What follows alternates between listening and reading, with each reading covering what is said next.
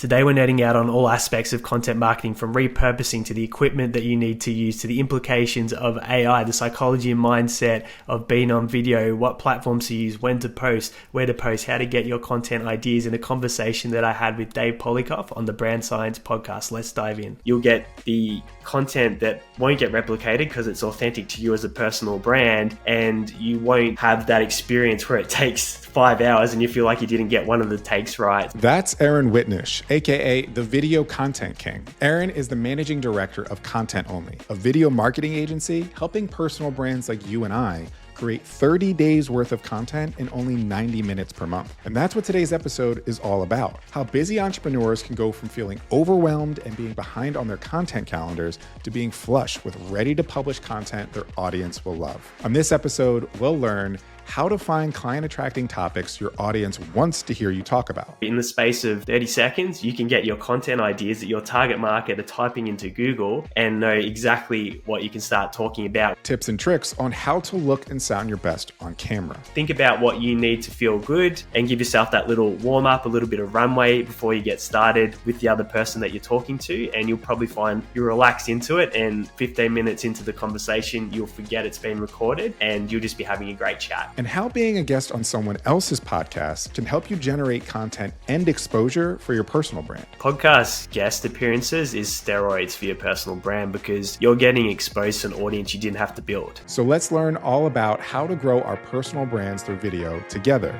on this episode of Brand Science. Welcome to the Brand Science podcast, all things personal branding and content creation, which is, speaking of content creation, I am joined today by Aaron Whitnish, a co-founder of Content Only, which is a 3-step system to create 30 days of content in 90 minutes. Lovely, love all that. So Aaron, appreciate you coming to the show today, man. Dave, very excited to be here and chat with you, mate. Absolutely. So what I love to do at the beginning of every episode, being that this is a podcast for personal branders, a large part of personal branding is that personal part, is your backstory. So I want to start with, what is your backstory and what led you, what journey, hero's journey did you go on that inspired Content Only and this 30 days of content in 90 minutes process? The interesting thing about the story is it all kind of happened by accident, as a lot of businesses do. So initially, if you rewind the clock back 14 years, I started selling information products online. So I'd write copy for sales pages, I'd run a Google ad, and I'd sell digital products, which back then that was quite easy to do. So a few people knew what I was doing. They said, hey, you know how to set up pages and advertising, can you help our business do that? So that's how an agency started. And then if we move along the timeline, we were sort of a end-to-end service in the agency front. And slowly but surely that started to niche into a specific platform, specific outcome. And we were doing a strategy that would help our clients open up business opportunities. But in order to achieve that, we would do content creation to help position them, to make them more palatable when they're approaching for these joint ventures. And so what was happening was our clients' networks were seeing their content and they were coming to those businesses and saying, hey, who's doing your posting? And they'd say, the agency was called TDMA, the digital marketing agency.com.au. So they'd reach out to us and say, we just want content. We only want content. And I really love content, and I've always created content since the inception of social media, since I've had accounts, something I've always loved to do.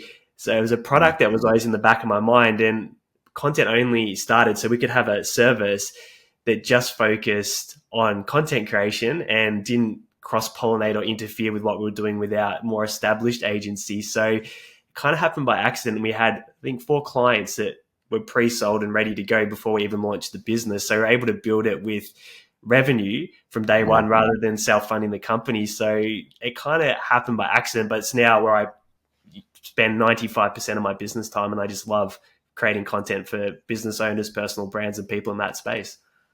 Sure. That's great. It sounds like it kind of came out of necessity. It was something that you loved doing already, but then you found there was a high demand for it. So you were like, well, this is what a meeting of kind of two passions there. That's great.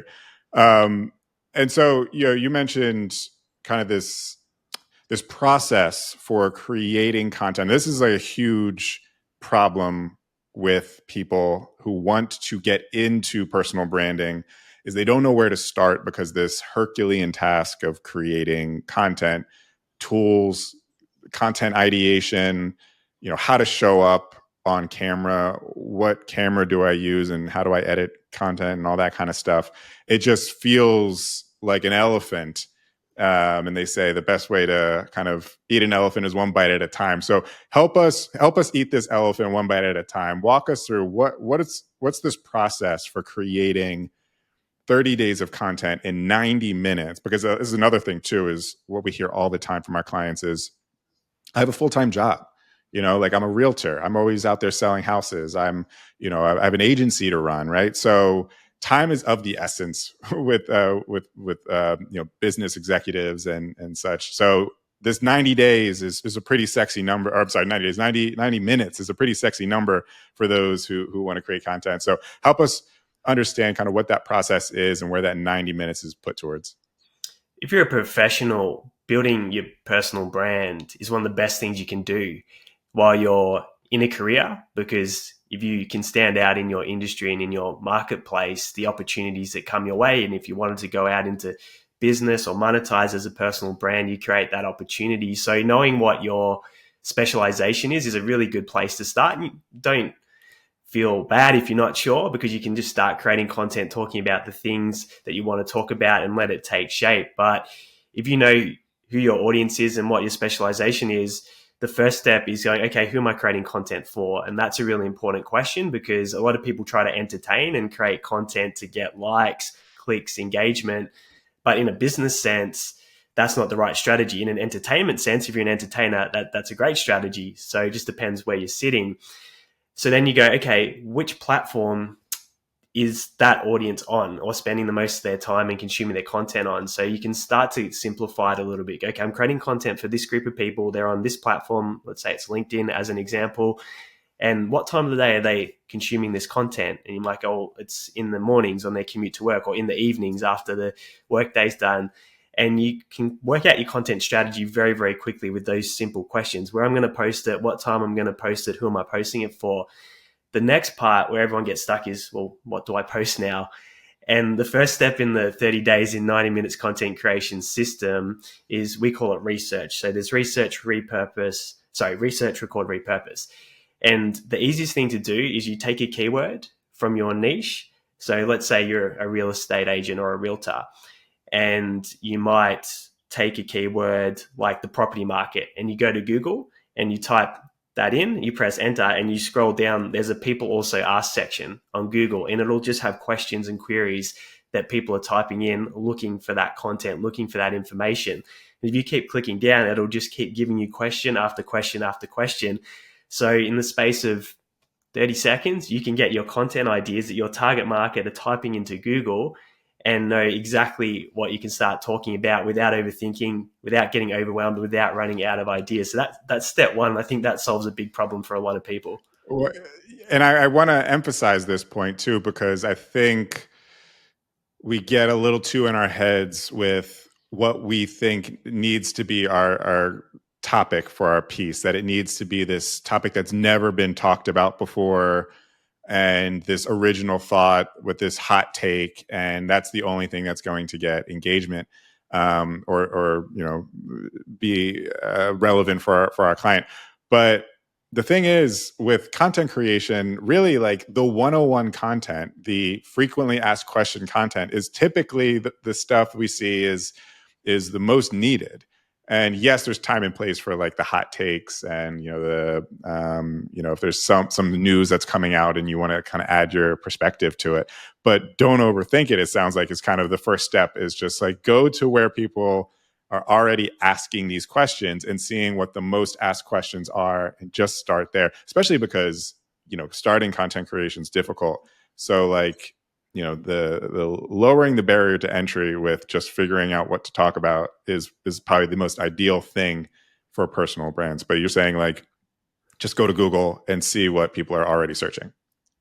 Well, if you're solving the questions that people are typing in, they're relevant, and that's what people want to know. And if you become the solutions to people's biggest problems, they see you as the biggest expert in the space. So as a personal brand, if you're meeting the market and your audience with the questions that are going on in their head, and you're answering them, then all of a sudden they're like, you've got to go listen to Dave, because he has all the answers that I need to know about getting my home loan, or where to buy property, the property market, what's happening depending on what the specialization is. So you're absolutely right. Just see what people are asking and then go answer those questions.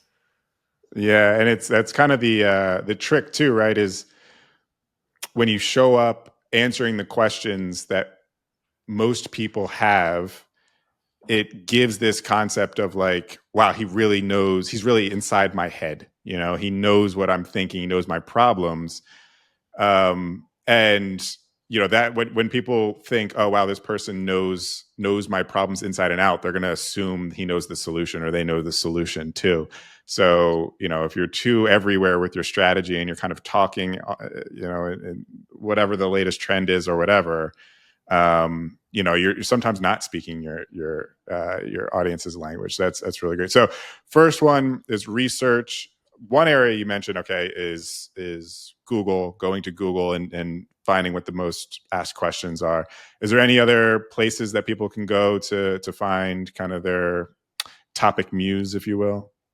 Yeah, there's vidIQ. So if you're creating video content and you want to see what the demand and competition is like in different niches, you can do the exact same process that I just mentioned that you did on Google. So you take any keyword that someone might type in that niche or searching for that information, you put it in there, and there's a questions tab that comes up. And if you click on that, it'll tell you how many people are typing that in to YouTube every single month, and then also how much competing content's out there. So every now and again, you'll see something that's green, and that'll be a low competition search. So if you create a video that has the title that people are searching for, and you answer that question and you use the title at the start of the video, you're optimizing for YouTube, which is a search engine, and you're also putting content out that doesn't have a lot of competition at the moment,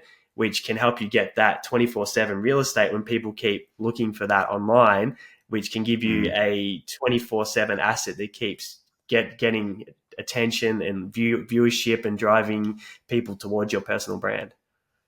Sure.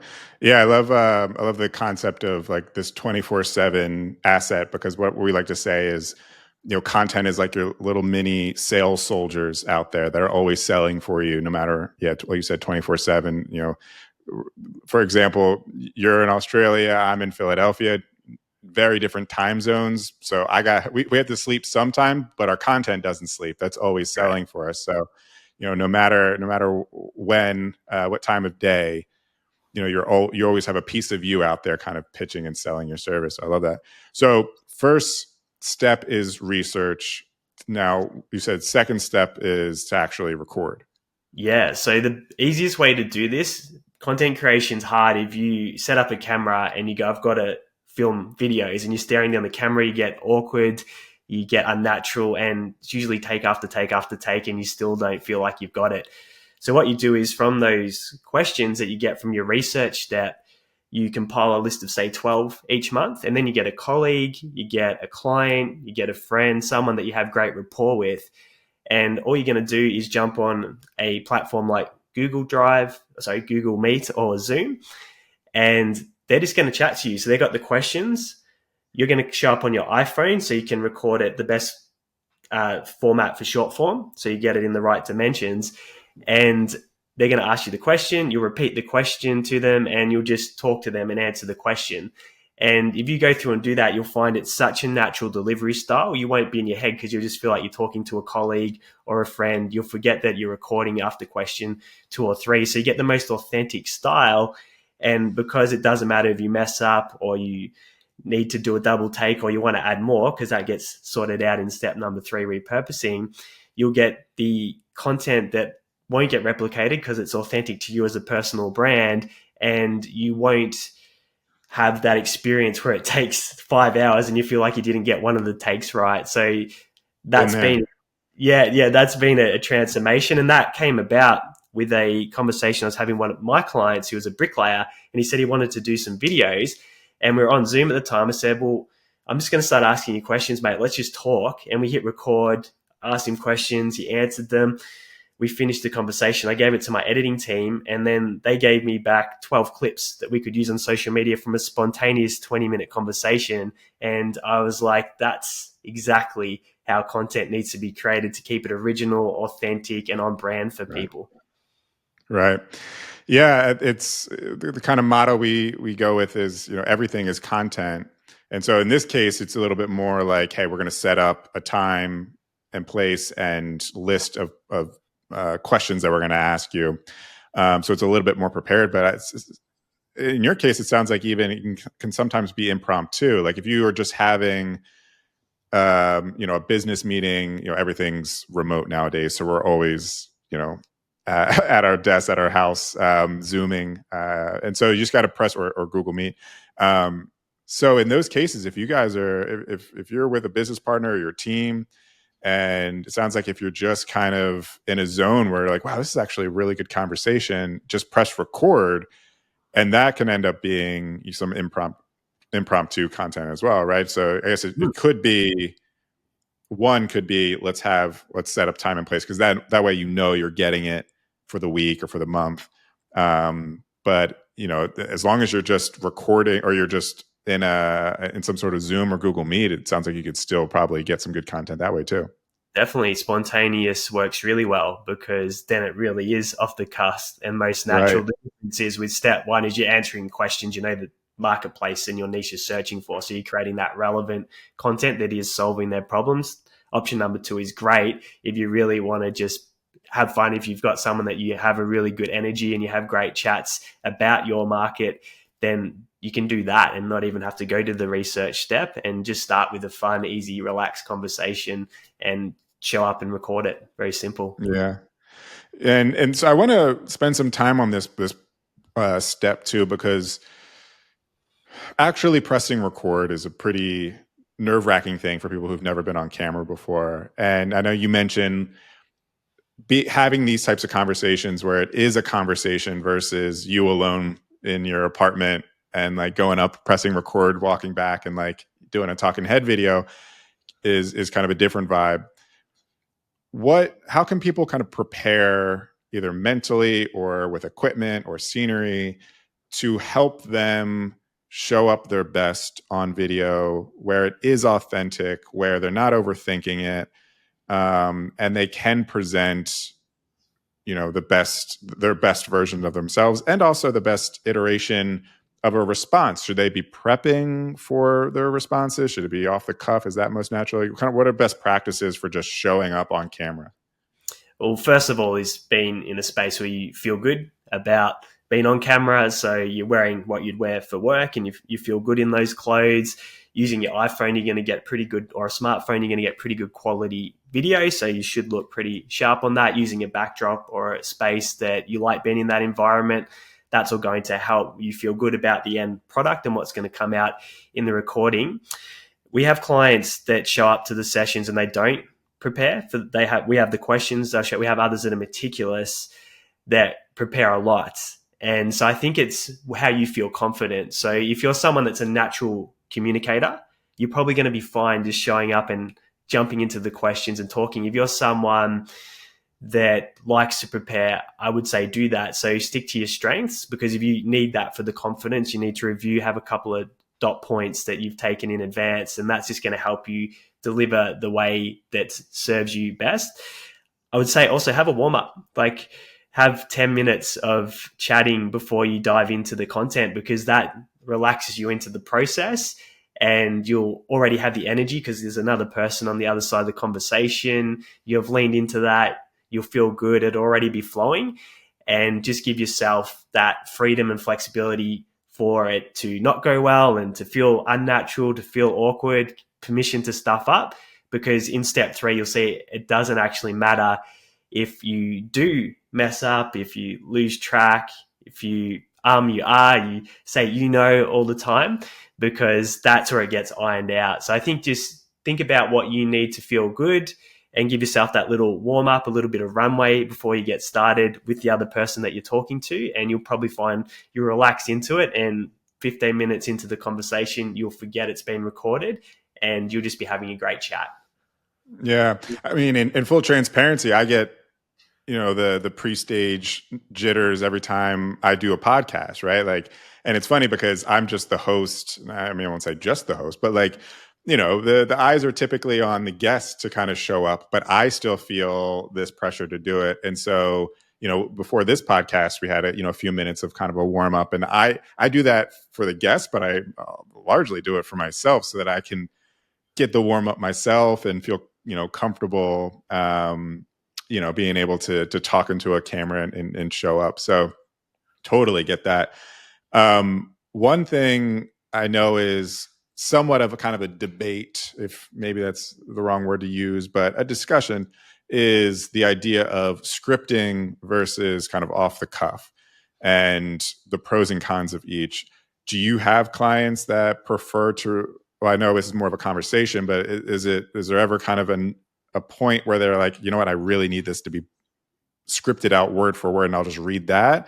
And what do you see as kind of maybe the pros and cons of being overly prepared versus kind of letting things just fly off the hip? Scripted, you're in your head. So you'll see that in the footage. You can tell when someone's reading a script. Very easy to see. So it's less authentic. So if it's avoidable, then I would say drop the script. You've got the answers. You know your craft. You're a personal brand. You're an expert. Trust that it'll come out when you're having the conversation. If it's something where you have to deliver word for whatever reasons, maybe that it's a sensitive area and you've got to say the right words, use the right language, or you're doing a call to action, it might be a video where you're asking people to do something very specific, then by all means, that might be appropriate at that point. We might have, in the 12 questions that we ask the client, they might have one where they've actually prepared some variation of a script where they have to say something quite specific in that response. But generally speaking, you're going to get a very different style of content and authenticity when someone's scripted versus unscripted. And I think you'll find that not unscripted is going to connect more with the audience and bring out the best version of yourself. So that's my take on it. Yeah, no, I 100% agree. I mean, it's something I've battled with early on in content creation, and largely why I wanted to start this podcast is because there is no script here, right? There's like, we're not actors here, so we have to be able to shoot off the hip. But yeah, I agree with the idea that there's like little quirks to you that don't shine through when you're too in your head, as you're saying, trying to read. You're not able to express yourself naturally, and people can clearly see that. So maybe what you're saying is like on point, but just the way you're saying it, I just don't feel like I can vibe with that. And that's the personal part, as we're talking about with personal branding, is anyone can read a script, but I want to know, like, specifically you, why do I want to work with you? So yeah, 100%. And so we talk about kind of being comfortable on camera with kind of the clothing you're wearing, who you're talking to, the environment, maybe what you're saying. What other elements to video creation specifically help support the end result of the content? Is there equipment? Thinking about things like lighting and audio and all that kind of stuff. What are best practices for ensuring, if you're going to capture video content, that it's going to come out in a way that is going to be prime for where you're trying to publish it, most likely social media? If you're a personal brand, also think about that audience and what you want your brand to look like, because we have some clients that are in, say, trade and construction, so aesthetics is less important than a client that might be in a very specialist consultative type brand. And if you're in a space where you want to be perceived as high end and that's your audience, then aesthetics might be more important. So you might want to deliver at a higher quality, which means you do get some lighting, which you can get lighting rings on Amazon. You can get a Bluetooth wireless mic for about $50 next day delivery, and that can give you really nice high quality sound. But don't overcomplicate it, because I think where most people stumble is they don't get started with content because they put all these variables in the way. They go, I need the microphone, I need the camera, I need the lighting, and they never get started. The best thing you can do is have the journey of your content starting somewhere and getting better as you go, because you can always add those things in, because content is about adding value to the end user and the audience. So if you can just start by saying helpful things that solve problems, and you focus on what's in it for them and not about yourself, and how can I deliver value for, even if it's just one person that hears this message, and forget about the metrics, that's the mindset that will get you to show up, because it's more about the habit in the beginning. So I would say if aesthetics are important, get those basic pieces of equipment, make sure that you feel good about that. But more importantly, it's about building the muscle. And we have clients that really don't care about the quality. They just want to say great things. So as long as the actual content, what comes out of their mouth is brilliant, how it looks is less important. Then we've got the other end of the scale where they've got high-end cameras, they've got everything to a T, and that's fine, because again, they're creating the content for their end user that represents their brand. And I think that's your choice, and that's what you get to choose. But get started first and foremost. Don't complicate it, because you'll get better and you can layer things in as you go. Yeah, the that's kind of core tenet number one, I would say, is the first phase when you're starting a personal brand is just understand what you want to say and make sure you consistently show up and say it. The how you say it, we'll craft that over time, and we'll polish that over time. That's the makeup that you put on and everything. It's the video editing and all that kind of stuff. But yeah, I agree. The day one focus is just actually press record, and then more importantly, press publish after that. But yeah, being able to show up consistently and speak on a topic in the right messaging is like 75% of personal branding, and all the other kind of stuff is the icing on the cake. And I think we flip it. We think, oh wait, I need the icing before I can start creating content. But I think that's more of like our excuse, because we're too nervous to get started. So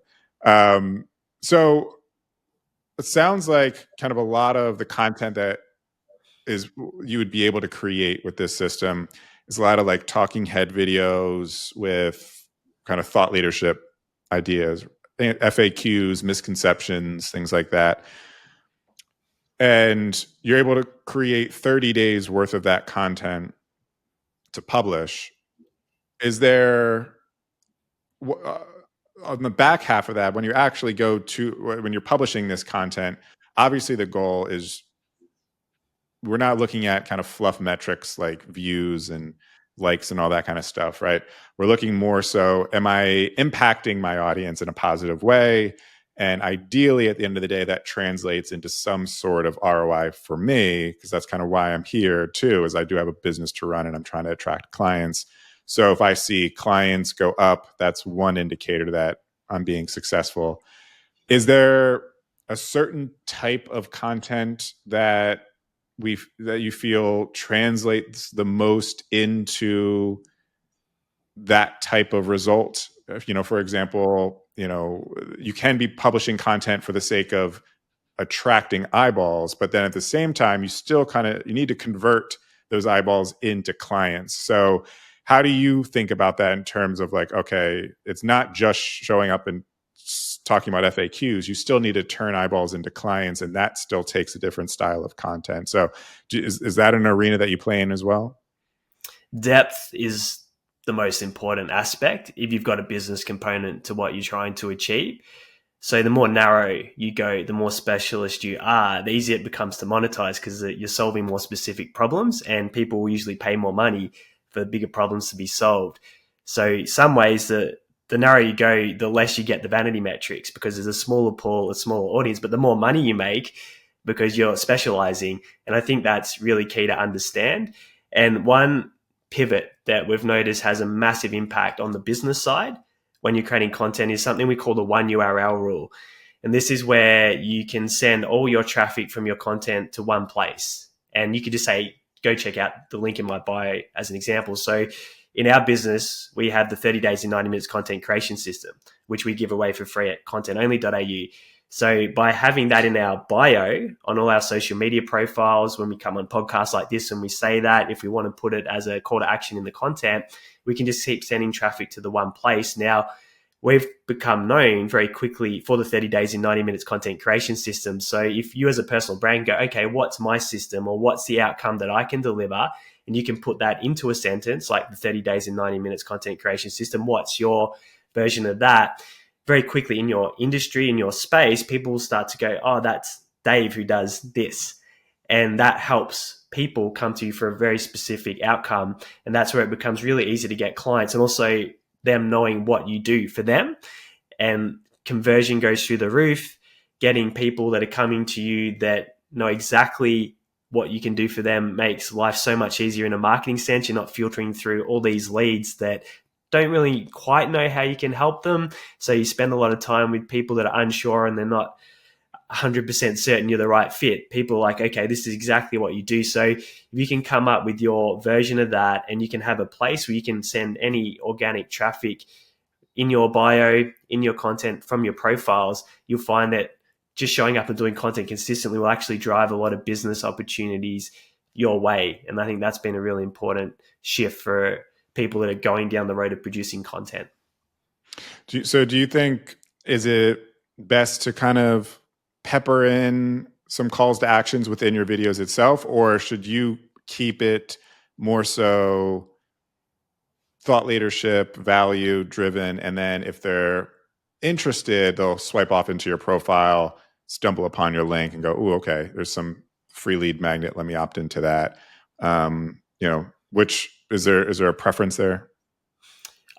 If you look at the content that you're creating, I would say if you've spoken about a specific problem and then that resource can help solve that problem, you can mention it then.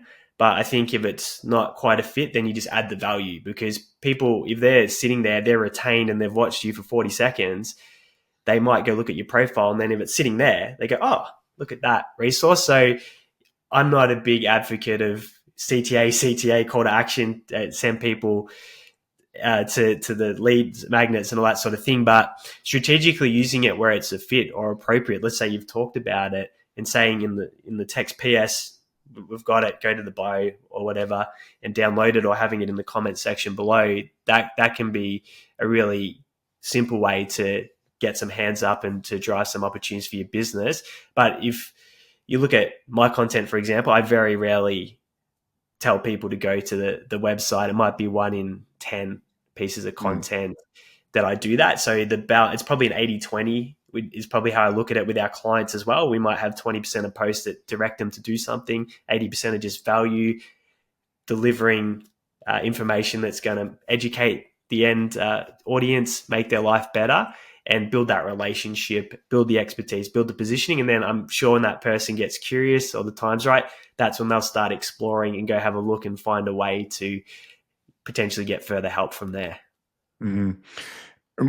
One common concern, we'll call it, that we always hear about people who will say either want to start their personal brands or have started creating content and publishing content is they are weary of publishing too much value content, informational content, because they don't want to feel like they're forcing FAQs down people's throats and they're just constantly showing up, especially if they're starting to publish this content on their personal Instagram or their personal Facebook, where they typically would show, them at a coffee shop or them with family. And now all of a sudden they started their personal brand and they're starting to shove like 101 content down your throat. And so they want to avoid showing up with that type of content because they don't want to be seen, I guess, as, a try hard or a know-it-all or something, right? So do you feel that there's maybe a balance? What would you say to those people, first of all? And two, is maybe there a balance of value content and maybe story-driven content and maybe personal content that kind of evens out everything in the end, where you don't feel as though it's just constantly a dictionary spitting facts at you? For me, I grappled with this personally because when I decided where I wanted to go as a personal brand, I was like, well, I've got all my friends and family and they're not going to be interested in content and me talking about content all the time. So I sat there. But when I actually got aligned and leant into that and go, well, what's my vision and what do I want to achieve personally and how does that tie into the business? I just let go of that and just said, I just want to create the content I want to create. And they don't have to watch it. They don't have to follow. They can unfollow me. I wouldn't be offended because I understand it's not relevant to them. They're not interested in it. But for Right. me, that was a big moment because I went all in and I stopped filtering and I stopped worrying about it. But I think it's also important to put in some of your values. What are some of the things that you enjoy? What are some personal stories? Are you a parent? Are you married? What do you like to do? Because that's the human side. So if you're delivering education and helping people in your area of specialization, but they also see, hey, that you go to the football on the weekend and you're a dad, that's more connection. They go, oh, they're like me. I'm a dad. I've got kids. I go to the football. And that more humanization actually accelerates the relationship with your audience and you're more approachable, which can actually help on the business side. So for me, I'm like, put in the stuff that matches your values on the personal side, wherever it seems appropriate, share it. But if you put too many constraints and you try to, I guess, push down what you actually want to do, I found that created a lot of inner conflict. And when I let go and stopped judging myself and stopped judging what I wanted to do and just went all in, it was just freedom and not worrying about what other people think. Because, like I said, every piece of content I do, I just want one or two people that really needed to hear that message or get that value. I made it for them, not for my mum, not for my dad, not for anyone in my family. And I found that they're extremely supportive anyway. They like stuff. They probably don't watch it, but usually a thumbs up or something like that comes through. So I think just let Yeah. go, do what you want to do and forget about other people and just give the value. Yeah. And I found that it's scary to begin a personal brand and to start showing up with content and presenting this different version of you online. But I think we overthink the idea of what other people are thinking about us. Because, yeah, 9 times out of 10, it's usually people who are like, giving us the, hey, way to go, like, way to show up. I could never do that. Like, good on you for putting yourself out there.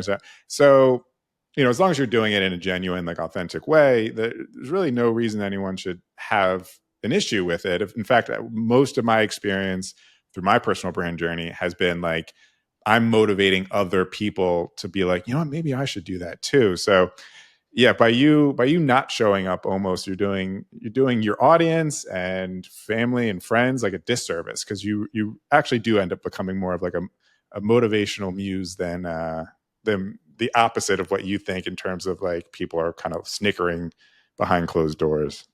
The people that do get triggered are the ones that are going, I know I can't do that, but I really would want to do that. They're the ones that are generally the ones that are going to get upset by it. You will inspire people, and some of the people you inspire, you'll never know. It's interesting because I'll hear from a friend's friend or something like that. Oh, I've been following you for 2 years and I had no idea because they've never engaged with anything. And you, helped me decide to go talk about my podiatry on Instagram or something like Oh, that. So you never know. You have this ripple impact. And the people that you lift up by doing the activity and being consistent and focusing on service is really profound and probably underestimated by people when they step up. But also, I look at it from a standpoint for my son, and I understand that, like, I'm from a legacy legacy standpoint. I'm not going to have like this insane legacy, but for him, he can see my journey, and I go, isn't it cool that I'm actually documenting what I'm doing, everything that's going on as I go? Because if he wants to look back at what was dad doing when he was 38 or whatever it is, he can go see that, see what I was talking about and see parts of that journey. So I think I'd love to go back and see what I lost my grandma yesterday. She passed away at age 88, but wouldn't it have been cool to go back and see what she was talking about, what she was doing at my age and what she was focusing on. So I think if anything, one, I get to feel good about showing up and not holding back with what I have to share. But number two, my son can go and he can look at that, and maybe future grandchildren and people in that lane can go, oh, that was great, granddad as or whatever. right. He did. So I think that's kind of cool to be able to have a little trail there for the future if they're curious, and they might not be curious. Sure. And one of the kind of side benefits is when you first start, you're not going to be great. Some people are going to be just natural storytellers, natural on camera, and just crush it. For the majority of people, most of us, me included, you're not going to be able to just press record and be 100. So there's going to be a learning process, what I call kind of the puberty phase, where there's going to be the awkward figuring things out phase. But you still need to show up. You still need to press record. You still need to press publish. And you need to go through that. You need to learn. And after a few months, even, you can look back at the post you did 3 months earlier and see how far you've come, just being a bit more smoother and fluid in thought, looking more comfortable on camera. And so I think people are worried, oh, I'm going to look so terrible, and awkward. And like at first, probably, but we all do. And, give it another 3 months, give it 6, give it a year, a year from now, give it 5 years from now. I love seeing these influencers who have hundreds of thousands, millions of followers, and they'll go and they'll like review their first post or something. And it's just so night and day of how they are now, because everyone starts somewhere. So yeah, you have to go through that awkward phase. But it's like, to your point of like being documenting and being able to reflect and look back, whether it be for others or for yourself, to see how far you've come. It's fun to kind of see the improvements there. So we've talked about the research, recording, and now there's a third step that we still need to get to. So let's walk through that. Yeah, so you've got your content ideas that you got in step one that are for your target audience in your niche. You've had your conversation, which is where this 90 minutes comes in, talking to your colleague, your friend, and recording that. Step three is the repurposing. So this is where you convert that conversation into all your different content formats for the next 30 days ahead.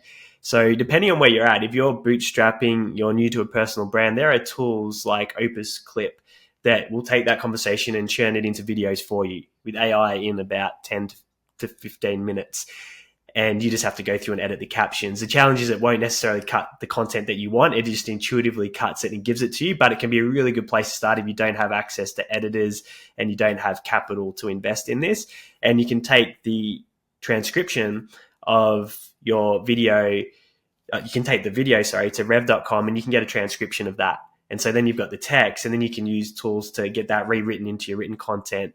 But if you're at a stage where you'd like to do it at a production level that's on brand and you know what you want to achieve with the content, you take that video recording, you go to a freelancing platform like upwork.com, and you just give them the instructions. Hey, these are the 12 questions that we've answered in this conversation. Can you cut a clip for each one of these questions and put my branding, my text in captions on the videos? Because I think it's 92% of videos get played without sound. So if you don't have the captions on there, people don't know what you're talking about. So you don't get the attention. And they can do that for you. And then they send you back your 12 or however many videos they cut. That's ready to go for the month ahead. And you can also do the same thing with that transcription. Get someone who's a content writer on a platform like Upwork and say, hey, these are the 12 questions that I answered. Can you take what I've said here and can you convert it into a social media post with hashtags that's for my target audience? This is my target audience. So that way, all you've had to do is have the conversation. You're either using some tools like Opus Clip or you're using someone that's an editor offshore that you can get done relatively cheaply to do the lifting for you, to cut all the content, and you got your 30 days ready to go. Sure. So there's a couple of things here I want to dive into. One is, you mentioned a few times the concept of on-brand video editing. And the editing process, you mentioned captions being a very large part of that. But in mostly like on Instagram, we see this a lot, the kind of degree of editing that goes on with these reels that are created. You see everything from just bare bones, just captions, maybe even using the captions, the default captions that come with Instagram, all the way to these like highly produced videos that require a professional editor and custom graphics and animations and sound effects and all that kind of stuff. I want to understand, or I want to know kind of your take on where is the highly edited stuff necessary at some point? Do you find that those work better than others? What's kind of your take on how much editing is required in one of these types of clips, given obviously, resources and time and budgets and such? Interestingly, my less produced videos outperform my heavily produced videos. And Mm. maybe there's just more realness in the less produced videos. And there's something in that, I think. But again, it's situational. It's like, where are you at? What's your brand? Who's your target audience? And it's, again, getting started is step number one.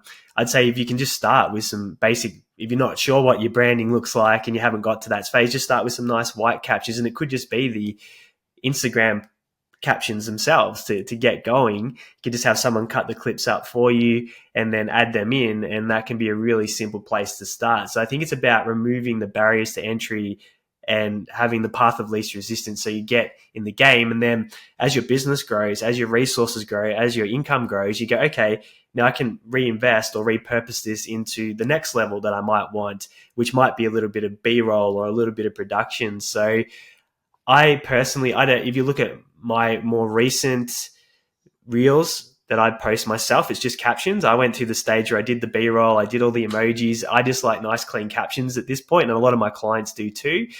We have some that do like extra production put into it. But at the end of the day, I think sometimes less is more, but modeling is also smart. So if you go, who's leading in my niche, in my space, who's getting the engagement, who's got the audience, who's getting the followers, and go, how are they producing their content? What's unique about that? Why is it working for them? And borrowing some of the ingredients that go into that can be smart because it's kind of like a shortcut for success. So I wouldn't try and reinvent the wheel. Just go, who's doing really, really well? What are a couple of the points that are similar between them and the other two or three people that are the leaders in this space? And what can I borrow based on where I'm at? Maybe I can't do the full scale production, but maybe I can leverage a couple of basic things that they're doing and start there rather than trying to connect all the dots, because modeling is probably the easiest way to get the answers as to what's going to work well in your space. Yeah. And when we say modeling too, in this case, a large problem with people who do start their personal brands is they come in and they try to not just model, but replicate verbatim, if you will, who's being successful. And I think what we're discussing here is more so pinpointing who's successful in your space and analyzing what has made them successful, and then determining how you can translate that into what's unique for yourself and authentic for yourself, and representing that. So if they don't have highly polished and edited videos, it's probably because the audience within your industry prefers less edited videos. So lean that way, but you don't necessarily have to edit your videos exactly like they do. Essentially, that's mostly what you're saying, correct? Well, the people that get paid the most is Elvis Presley, not the Elvis Presley impersonators. So for me, I'm like, you've got your own unique craft and gift, and and you want to get to the point where people are imitating you, right? That's the flattery. So be you, and that's what separates you in the marketplace. But you're absolutely right. It's borrowing maybe some of the qualities that they've used in their, say, production side that's worked well for them, or even just when they're posting the content, how often they're posting, just to get some clues as to how they're going about it strategically. But the minute you start being someone else, you know on the inside that it's incongruent, and that shows up.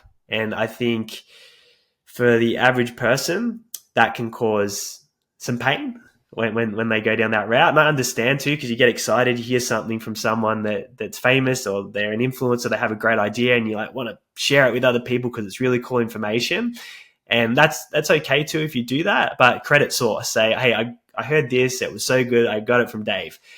So if I share something, and sometimes I do because I think it's really valuable information, I'll always try and credit the person that I got that idea from where I can. I'm probably not perfect all the time, but if you can be you, you're going to feel Like, so for example, someone might comment on your post and say something that's not very nice, which will happen if you're doing a lot of content. But if you're being you, it doesn't affect you. But if you're being someone else and you are imitating, that's when it hurts, because, you know, there's probably some truth in that. So do you, and you'll get the best results long term for your brand, because it will be your brand, not someone else's brand that you're replicating. On that point, this is the other topic I wanted to talk about, with the idea of it being authentic and original to you. Is you even mentioned it, kind of incorporating some AI elements into the content creation process. And now the idea of AI and content creation is obviously a very hot topic right now. Where do you see AI playing a role in content creation? Where should it play a role? And what are some of the mistakes that people could make with where they're currently trying to use AI, and it kind of leading to maybe a misrepresentation of who they are, or, you know, content that just, you know, isn't quality? Start with original human input. I think that's the key to being a personal brand. And if people are going straight to the AI tools and they're spitting out something, all they're getting is a duplicate that's been pulled from the web that's predicted the next thing to say. So it's not their content, essentially. So if you've got original footage, which is why we love the model that I shared about with the record, that's you talking. That's not existing somewhere else on the web. So you're starting with original human input. Then you could use an AI tool like Opus Clip to accelerate the production side and get those clips, which is still you. So it's authentic, it's original. You're just using it, leveraging it to get an output. And then with the text, you've got the transcription. It is AI that's transcripting, but it's your words. They've come out of your mouth. So when you use this model, it's all authentic and original, but you're just using AI tools for efficiency and to get things out faster than you would if you're trying to do it all manually. So it's finding that balance. And again, it depends on where you're at in the journey. You might need to lean into that a lot more, starting out, because you just don't have the money to invest in an editor, and you can get in the game with AI. So you embrace it and you use it. I always look at it as the driver of the AI is what's going to get the quality of the output. So a poor driver is going to get a lazy, very low quality, and that won't perform as content, because people are going to read it or see it or watch it and go next. And so the algorithm will punish that, because there's no engagement, there's no retention. So again, it has to be great content. It has to be quality where people get value. It stops them in their tracks. They click on it, they consume it. That's when the algorithm shows it to more people. So again, it comes down to quality content and quality output. So if you're using AI, the end product has to be really good, or else it just simply won't perform. 100%. And you know, one area I know was kind of part of your process as well, which I think is very apropos for us to talk about today, is another form of being able to create recorded content, which is podcasting, or showing up on other people's podcasts as a guest. And so largely part of why I started this podcast was for exactly that. Is, as I mentioned, I was doing, you know, talking head videos, and I still do those, but it to kind of get a bit more of a natural me on camera, and to be able to have great conversations, and to be able to kind of think, you know, again, off the hip versus anything too formatted, and what I felt was kind of an enclosed, you know, 30-second reel that I was trying to record. I enjoy this format a lot more. And it's something you can consistently create, and there's, you know, a bunch of benefits. So kind of walk us through this idea of kind of podcasting, and, you know, being a guest on someone's podcast as another form of video creation, and then what are the benefits of doing that when it comes to growing your personal brand, reach, additional content you can create for social, etc. Podcast guest appearances is steroids for your personal brand, because you're getting exposed to an audience you didn't have to build. You can go and build an audience organically by yourself. That's going to take time, but you've got amazing podcasters like yourself, Dave, who spend hours mastering their craft every single week. They edit it, they produce it for you, then they distribute it to this audience that you haven't had to build. So for me, that is one of the best opportunities for personal brands. And there's tools like Podmatch, which is where we met, and you can find hosts and podcasts that are in your industry and in your niche. So they've already got access to the exact people that you want to share your message with.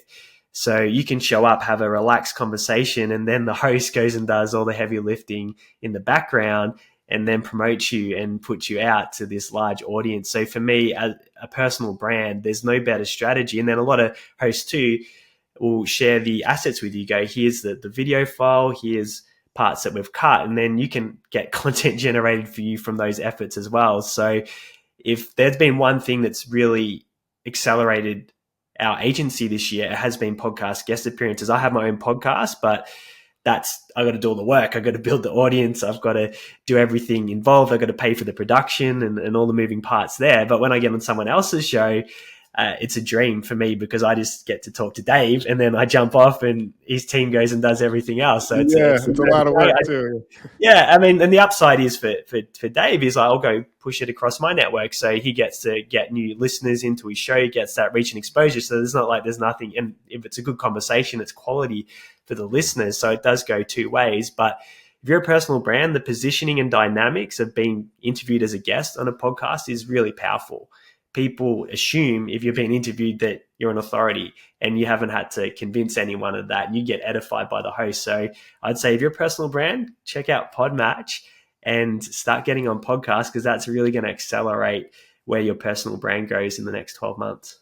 Yeah, big shout out Podmatch. I just got onto that right after I started the podcast because quickly exhausted my immediate network of people that I was like, oh, I could throw them into a podcast interview, and found Podmatch, and it's been great. It's like a dating app for pod guests and hosts. Essentially, matches you up with people who you think would be a great host or you'd be a good guest on. So 100%. And on that point too, as I've been interviewing more and more people over the last few months, I'm trying to understand what a great guest would be able to contribute. What's the definition of a great guest? For me specifically, but in general. And one of the kind of concepts that I'm playing with is, I know a conversation is going to be great when I can see that they already have an existing framework or really interesting story or unique perspective or unique method or a lot of hot takes on something. And the only way that I know that they have that is that they need to publicize that somewhere, right? A blog, social media, courses they have, what have you, YouTube videos. So that's just, for our listeners right now, one of the main benefits of, or one of the other, I should say, sub benefits of publicizing your strong opinions, your frameworks, showing up and not gatekeeping things, is that you need to show media opportunities that you have something of interest to say, because then they're going to want you on their platform to say it.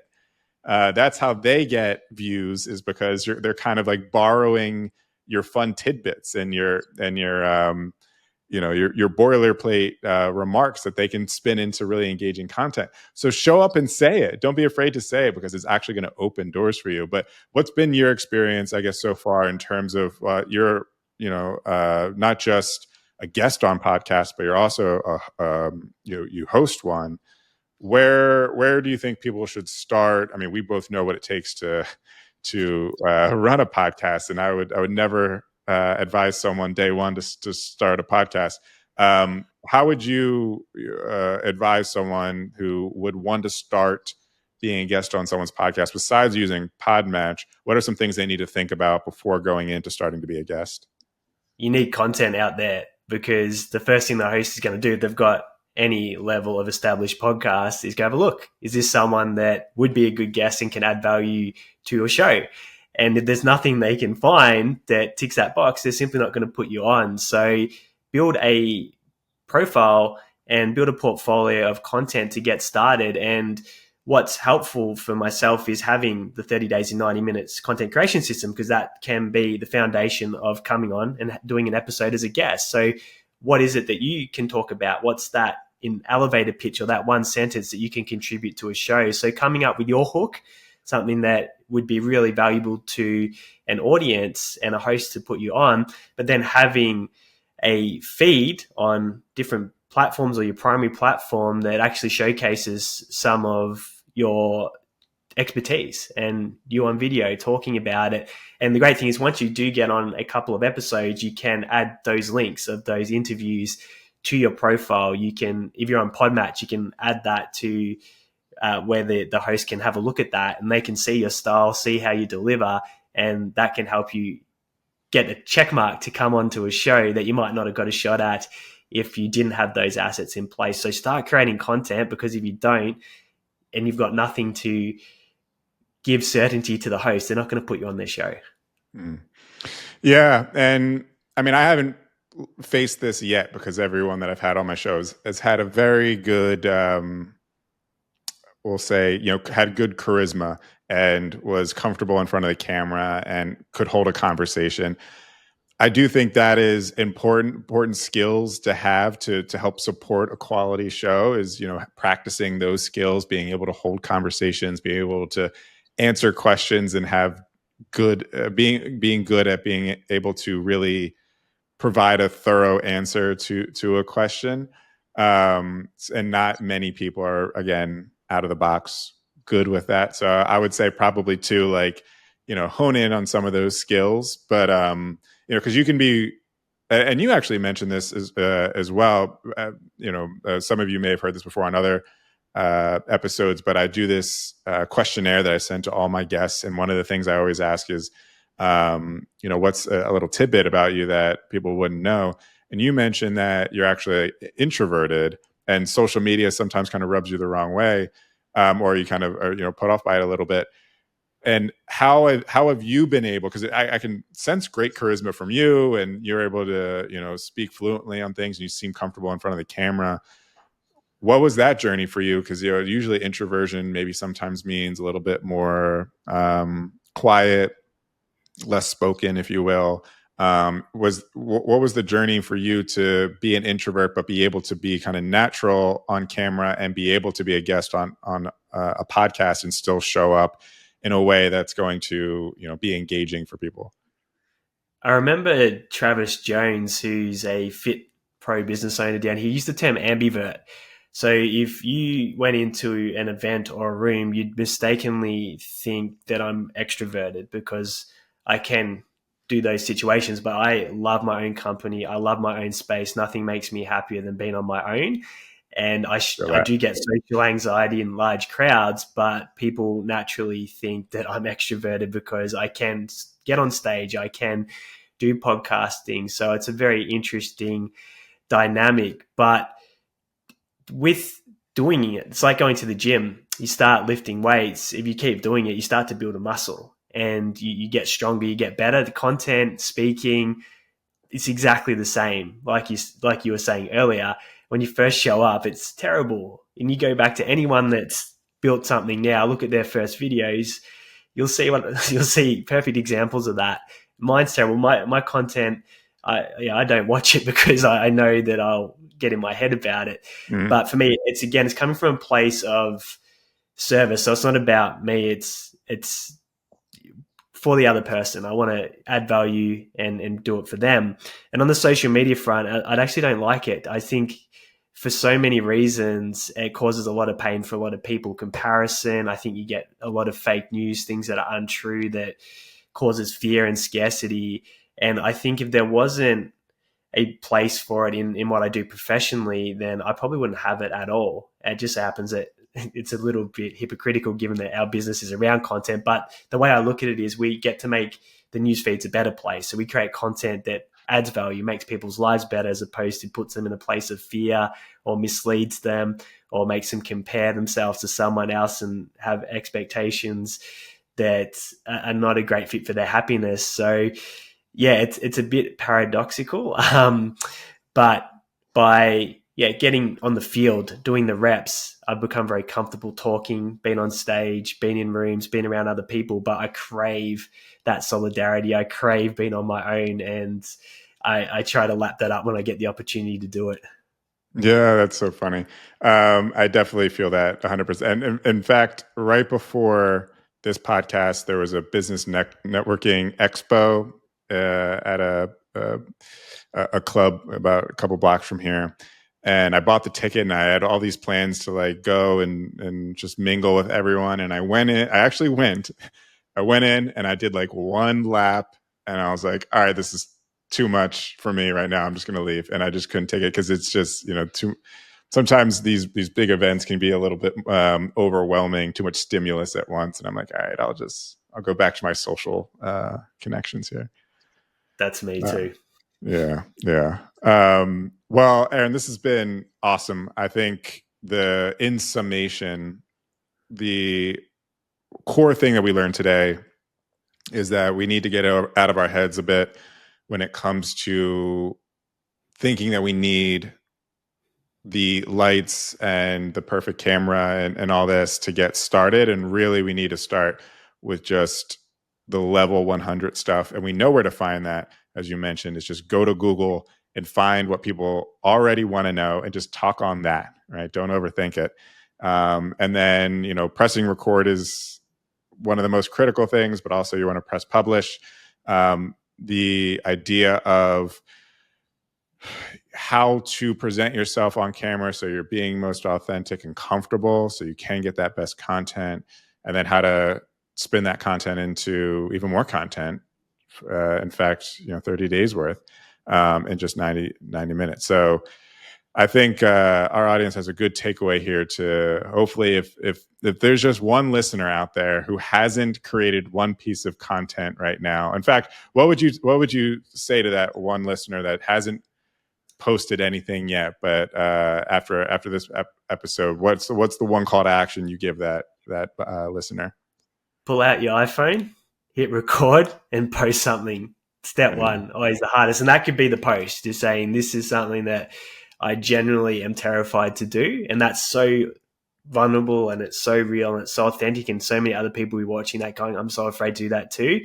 But I just listened to Dave and Aaron and they challenged me to do it. So here's me doing my first piece of content. I promise it's going to get a lot better when I start talking about some ideas about XYZ area of specialization. But this is step one. Thank you. Something like that. Off you go. That point that you mentioned in there too is so underrated, because to have the vulnerability and honesty to say something like, I promise it'll get better. This is my day one, I'm going to work on it. Like, that's what people want to see anyway. Like the overly polished stuff sometimes just doesn't land, but to be just like warts and all, like, hey, I'm here for you. I'm getting over a fear. I'm sure you all have the same fears anyway, like yada, yada. That's what we want to see. So like, give us that. Don't overthink it. But no, Aaron, this has been awesome. And so if anyone was interested in the your 3-step system, wants all this content, and wants to learn more about your services, where can they go and how can they find you? So we give the system away for free. So we've got a tutorial that shows you how to do exactly what we spoke about in the podcast episode. So the 30 days in 90 minutes content creation system. So you can download that at contentonly.au, and then you've got your 2 pathways. One is you go and do it yourself, which we're big advocates of. Number 2 is you're in the position where you go, hey, Aaron's team has the resources set up. That sounds easier. Then you have a chat to us about that. So it's absolutely free. Go get it, and I'll show you how to actually put into action what we just spoke about. Awesome. Love it. Thank you, Aaron. This has been awesome. Thanks, mate. Appreciate it. If you enjoyed that conversation with Dave, make sure you subscribe to the Brand Science podcast. You can see the level of production Dave put into our episode, which he produced. So links to the Brand Science podcast are in the description and show notes below. And also, if it's the first time listening to the Content Marketing Podcast, make sure you hit that subscribe button to catch all new future episodes on demand.